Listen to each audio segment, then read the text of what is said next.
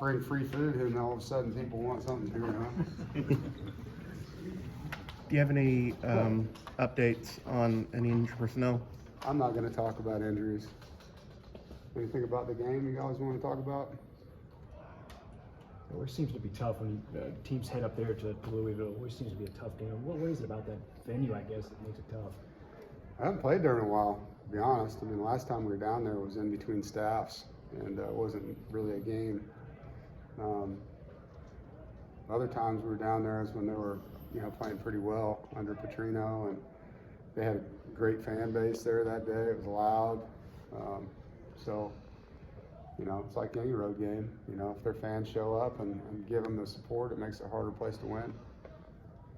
Hey, Coach, MJ said after the game the other night that it obviously was a tough game for him. He was learning from it, he got the calls. So have you seen that in practice?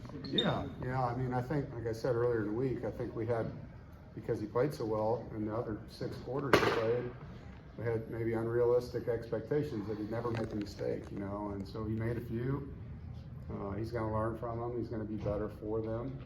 That's all you can ask, when these guys are 18, 19-year-old guys when they're in their first year playing, and if they make mistakes, process why it happened and try to make it where that won't happen again.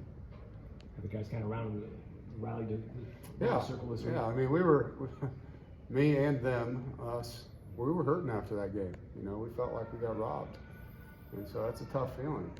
It's one thing when you get beat. It's another thing when you make a play to win the game and you don't get to celebrate making it. So that was a tough one in the locker room. And the next day, and then, we flushed it. And I thought they came out with great enthusiasm, practiced well all week. Proud of them for that. I think that shows maturity on their part, and it's not an easy thing to do. There was a lot lost in that. From a legacy standpoint, those seniors really wanted to win on senior day and accomplish breaking Coach Holtz's record.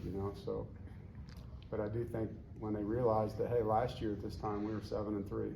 And we beat Syracuse, and then we beat UNC, and we had a chance to win 10. And let's not go down letting one game get into the next. That's one thing this team's done a great job of. When we've had a setback, they've responded very well. I think we've kind of seen the evolution of players cross-training in terms of linemen playing multiple positions, safeties playing all 3 spots, defensive line, linebackers. It seems like your depth has really increased over the years because so many guys play different positions. Yeah, I think, our staff deserves a lot of credit for cross-training guys, and the players ultimately just want to play, right? And so, it's like, if you're an offensive lineman, I tell them, wouldn't you rather have 5 lottery tickets than 1? If you can play all 5 spots, you got a chance to play more. And same thing goes in the back end, and at linebacker, if you can learn Mike, Sam, and Will, it's better than just knowing Mike. It gives you a better opportunity to get on the field if you're the next best player. So we try to cross-train the guys that have the ability to do that. Sometimes it's asking too much early in their career. You got to have them really get through a couple seasons, I think, until they can really do that. But it's a value through depth chart, because now you're deeper than the depth chart looks when you can move a guy over to play a spot.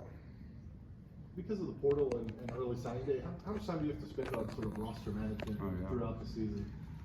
I wouldn't say it's every day, but it's close to every day. Yeah, I mean, and if I'm not, somebody is. Our recruiting office is doing that nonstop. You're constantly evaluating your competition, you're evaluating guys that you think might go in the portal, you're evaluating your own roster, obviously, what do we need? How are we performing at this spot versus, the rest of the league? Where do we need to get better? And so that's an ongoing thing. I think from a head coach's standpoint, it's different than the recruiting office, because I'm looking at the 85 scholarships and who's leaving. Hey, who might declare for the NFL early? How does that change what we thought was going to be? And so it's a lot of moving parts right now, a lot. You have to kind of re-recruit your own players at times? That can happen. I mean, I haven't had to do a ton of that here.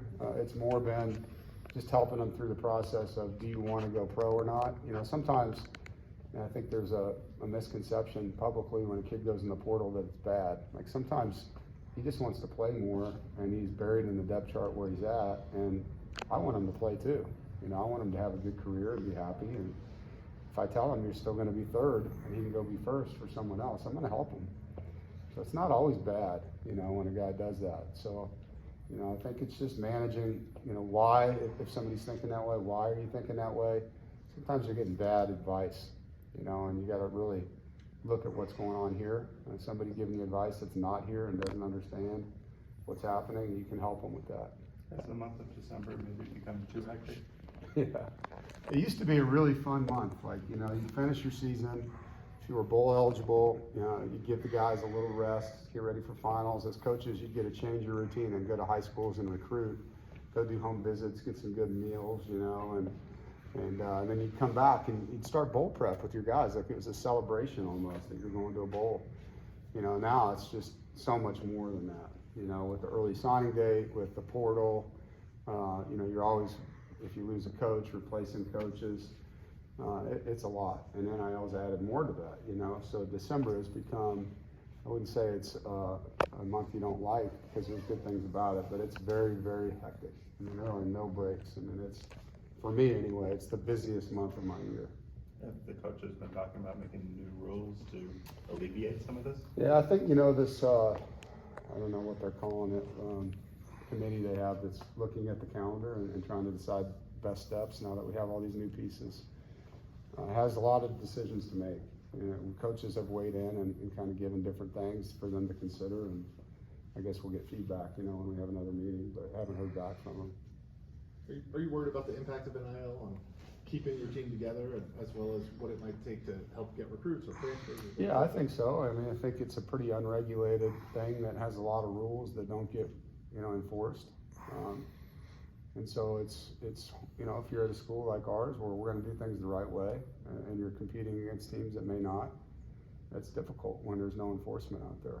And so, yeah, it's a concern. It's a major concern.